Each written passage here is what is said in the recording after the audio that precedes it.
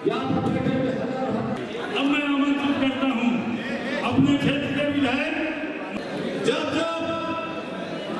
देश में फिक्का परस्त निशान था, कौन सा सुशासन दिवस अभी चंद महीने बीते हैं, इसी कानपुर दक्षिण में बीच में नेतागण पधारे हैं और इसलिए पधारे हैं कि वो आपको एक संदेश देने के लिए गुजारिश करता हूं कि जो हमारी नेता बहन प्रियंका गांधी का विजन है, हम उसके साथ चलने के लिए तैयार हैं। धन्यवाद इस कार्यक्रम के संयोजक करने का बहुत बहुत। एक भूल सुधार भाई अंशु तिवारी जी प्रदेश महासचिव हैं और तो भी इनका भी स्वागत है। अब आपके नेता जन्म नेता जिनको हम विधायक थे, विधायक हैं और आगे भी विधायक हो जाएंगे, आप लोगों के प्रथम प्रयासों से तो वो सभी का स्वागत। हेलो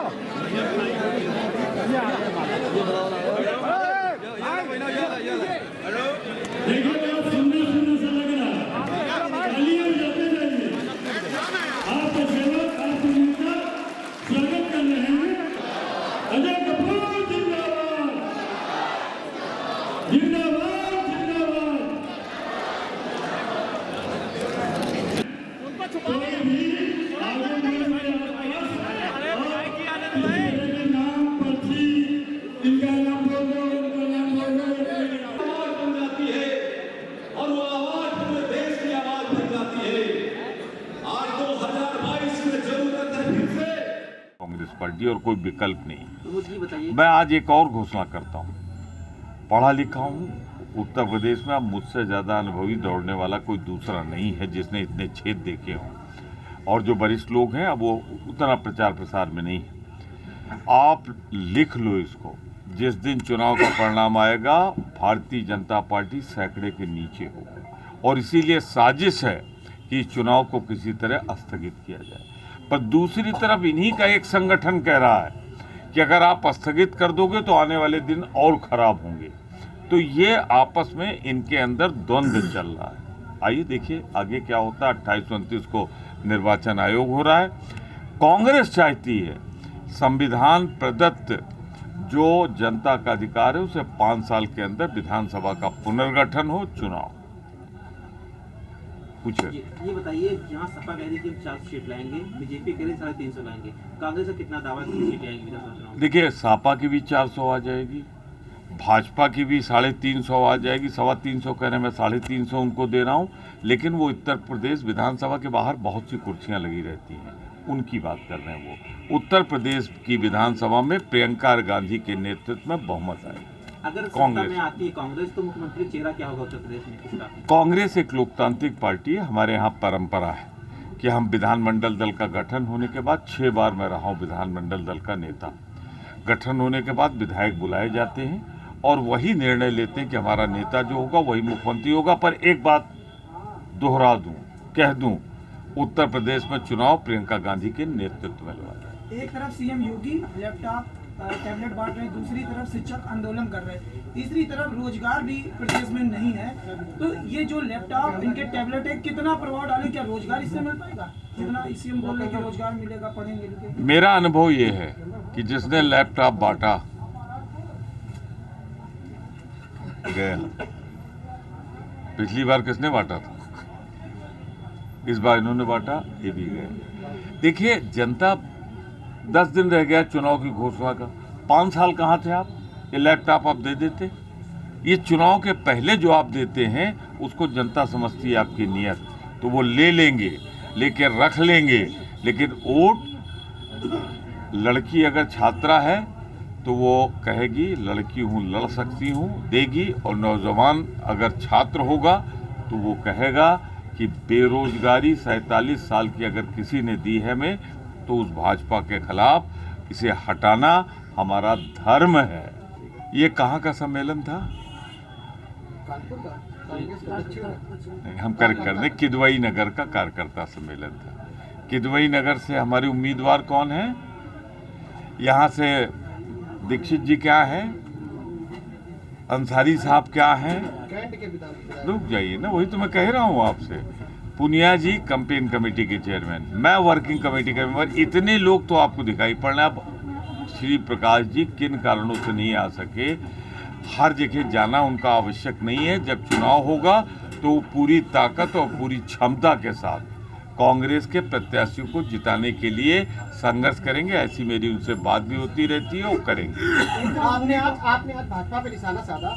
भाजपा ने अभी हाल ही में प्रबुद्ध सम्मेलन किया, जिसको देखते हुए सपा और बसपा ने किया, ठीक है। इससे पहले अभी भाजपा ने एक कार्यकर्ता बूथ सम्मेलन किया, उसी को आज कांग्रेस ने कार्यकर्ता सम्मेलन किया। क्या कांग्रेस, सपा, बसपा भाजपा के पदचिह्नों पर चल रही है? देखिए, जहाँ तक सवाल है, 5 साल पर नजर डालिए, पिछले 2 महीने पे नहीं। जब उन्नाव की बेटी पर कौन लड़ा? कांग्रेस, प्रियंका गांधी के नेतृत्व में। जब हाथरस में बेटी जिंदा जलाई गई तो कौन लड़ा? प्रियंका गांधी। जब सोनभद्र में 5-5, 6-6 किसान, 10 किसानों की हत्या हुई, कौन लड़ा? प्रियंका गांधी। तो जितने आंदोलन हुए, किसान आंदोलन में खुलकर किसने साथ दिया? प्रियंका गांधी और कांग्रेस ने। जब कोरोना काल चल रहा था तो सबसे ज़्यादा अगर किसी ने सक्रिय भूमिका निभाई तो कांग्रेस और उन्होंने। अब ये महीने 2 महीने में ये बांट के समाज को टुकड़े निकालना चाहते हैं। तो ये सम्मेलन वो सम्मेलन कर रहे हैं। जनता को 5 साल का संघर्ष याद रहता है चुनाव के पूर्व। जी, अभी ये प्रियंका गांधी जी ने लड़की हूँ लड़ सकती हूँ का नारा दिया, इसमें अभी इलाहाबाद में मोदी जी ने महिलाओं की बड़ी भीड़ इकट्ठी कर दी, क्या कहते हैं आप इसको? जो मैं कहना चाहता हूँ नहीं कह पाऊंगा, बोलिए। नहीं कह पाऊंगा। आप जैसा सीनियर और मतलब लीडर अगर नहीं बोलेगा तो क्या बोलेगा? अभी भैया पूछ रहे थे कि उन्होंने किया तो उसके बाद आप कर रहे हैं, तो उन्होंने जब नारा दे दिया तो कौन कर रहा है? उसके बाद कौन कर रहा है? नहीं, नकल प्रियंका गांधी की करने की कोशिश कौन कर रहा है? और उसके बाद तो मैं तो मोदी जी प्रियंका जी की नकल कर रहे हैं। निश्चित रूप से कांग्रेस की नकल कर रहे हैं। महिलाएं महंगाई की वजह से सबसे ज्यादा नाराज हैं, तो उनके लिए अब पर न मैं किसी का नाम ले रहा हूं, न कोई मेरा इशारा है, इसको गलत मत समझना, गलत मत लिखना। पर जिस महिला को होना चाहिए तो वहां थी ही नहीं। देखिए, ये कांग्रेस, प्रियंका गांधी वाली कांग्रेस, हमको हम ही नहीं जाने दे रहे थे लखीमपुर। क्या हुआ? 3 दिन रखा ना इंदिरा गांधी की पोती को जेल में सीतापुर में, जाने दिया? FIR कायम हुई, गिरफ्तारी कायम हुई। तो आज भारतीय जनता पार्टी अगर किसी को रोकती है, किसी से डरती है, तो वो कांग्रेस और प्रियंका गांधी। कब तक प्रत्याशी घोषित किए जाएंगे? घोषित तो कर दिया मैंने आज, और जो प्रत्याशी हैं उनको सबको बता भी दिया गया कि आप प्रत्याशी हैं, आप चुनाव की तैयारी करिए। सीएम योगी ने लॉकडाउन लगा दिया प्रदेश में, मगर 200 लोगों की शादी में परमिशन दी, वरना अपनी जो सभाएं कर रहे हैं उसमें लाखों लोग इकट्ठा हो, इस पे क्या कहना? देखिए, लाख तो नहीं है, इसलिए मैं उस बात को कंट्राडिक्ट करता हूँ। वो मनरेगा का पैसा देने के बाद भी कुछ हज़ार से ज़्यादा नहीं हो रहा है। प्रधानमंत्री वाले में आप लोग हो, आप ही लोग दिखाते हो, मैं देखता हूँ। आप लोगों ने इंटरव्यू दिखाया कि हाँ साहब, मनरेगा की 2 दिन की मजदूरी डीएम ने दी। वो भी देखा होगा आपने, 70 लाख डीएम जौनपुर ने मांगा कि हमको दीजिए तो मैं संसाधन मीटिंग करा पाऊँगा सुल्तानपुर। तो आज पैसों से लाने के बाद भी 10,000, 15,000 स्वस्फूर्त अगर किसी ने देखी हो रैली तो वो थी वाराणसी की, मोदी के क्षेत्र में प्रियंका गांधी की रैली, गोरखपुर में मुख्यमंत्री के क्षेत्र की रैली। तो ये जनता आ रही है और वहाँ पर लोग लाए जा रहे हैं। सरकारी मशीनरी लगती है, गिन लीजिए बसें, कितनी बसें, देख लीजिए कहाँ से आई। रोडवेज में मैं परिवहन मंत्री रहा हूँ, मैंने बैन कर दिया था कि रोडवेज की बसें नहीं जाएंगी पॉलिटिकल रैली में, आज सारी बसें जा रही। तो ये एक लाई हुई रैली और जनता की उद्गार फर्क होते हैं। आज वो प्रियंका गांधी और कांग्रेस है। ओवैसी आ गए 100 सीटों पर चुनाव लड़ने, उस पर क्या कहना चाहेंगे? ओवैसी जिसके पहले बिहार में गए थे और बिहार में जाके उन्होंने भाजपा को जिताने का काम किया। वो आप सीटें अगर देख लें, जो खास तौर से वहाँ का कहलाता है वो अंचल सीमांचल, वहाँ उन्होंने जहर बोया, नतीजा हुआ भाजपा जीती। महाराष्ट्र में उन्होंने भाजपा की संपूर्ण मदद की, फिर भी भाजपा नहीं जीत पाई, हार गई। बंगाल में भी उन्होंने जाके भाजपा की हर कोशिश की, नहीं कर पाया। उत्तर प्रदेश में जनता उनको सुनेगी भी नहीं। मैं एक शब्द जरूर दे रहा हूँ कि ओवैसी सहायक नहीं है भाजपा के, बल्कि जुड़वा भाई, दोनों जुड़वा भाई है। अब उसमें बड़ा कौन है, छोटा कौन है? पूर्व जी के संयोजन में प्रदेश कांग्रेस, जिला कांग्रेस, महानगर कांग्रेस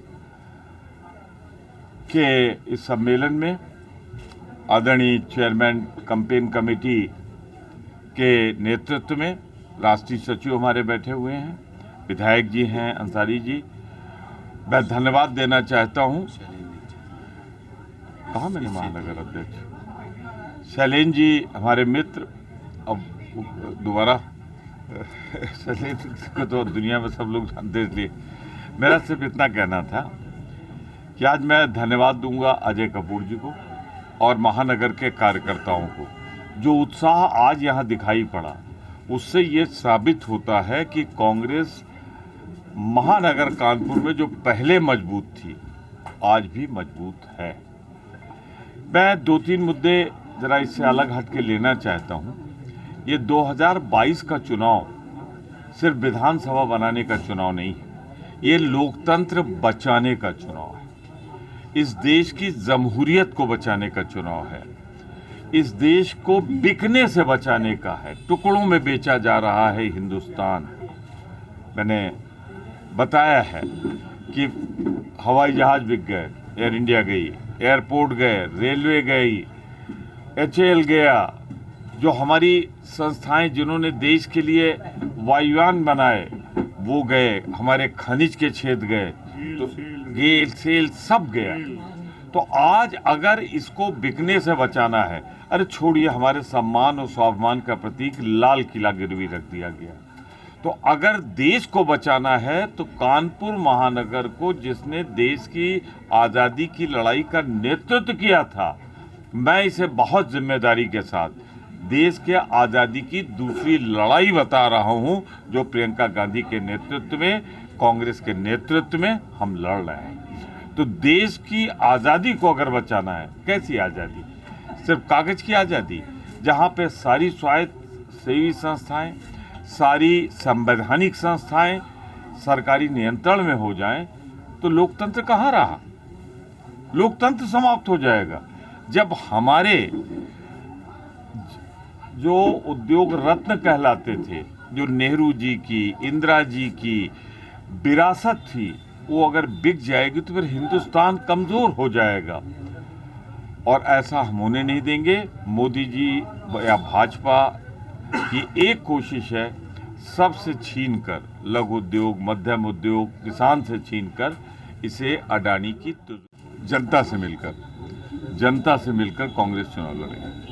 कांग्रेस में दलितों का पहले जुड़ाव था, लेकिन दूसरी पार्टियों के आजादी से कहीं ना कहीं लोग उनमें गए हैं। अब दोबारा अब मैं कह रहा हूं आपसे कि दलित का, अब और नाम नहीं लूंगा, नहीं तो बेकार वो होगी, चूंकि दलित आपने लिया था, के लिए 2-3 और लोग थे, उनका स्वाभाविक घर कांग्रेस था।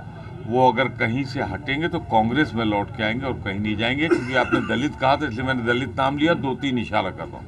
कैसे विश्वास दिलाएंगे? चुनाव के परिणाम के दिन आप अपना फोन नंबर दीजिए, मैं बता दूंगा आपको। अगर आपको हमारा वीडियो पसंद आया हो तो इसे लाइक करें, सब्सक्राइब करें और साथ ही बेल आइकन दबाना ना भूलें।